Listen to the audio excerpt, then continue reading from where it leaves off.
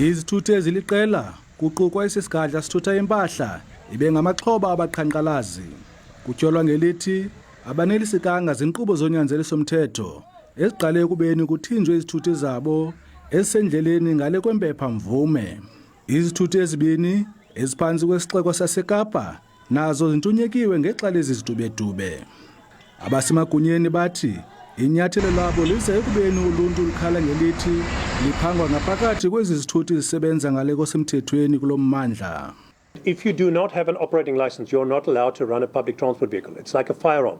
You can't be angry when you get arrested with an illegal firearm and say, oh, but I've applied for a permit or I want a permit. If you don't have a license, you don't have a license. Those operating licenses are specifically controlled in number relative to the National Land Transportation Act that dictates that whole.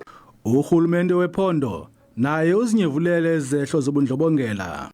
There should be no room for criminality or criminals in the taxi industry.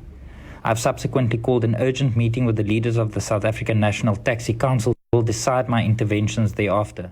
Ukanti amalungu ombutho onoteksi kwisikhululo saseNyanga azikhwebule kwezi zehlo zobundlobongela esitsho esithi akuthi aphefumle ethubeni ngale nqulo iqhu.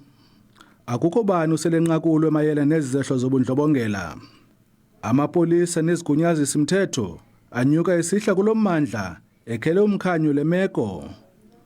Ndingumlamli Maneli wendaba ze-SABC eNyanga.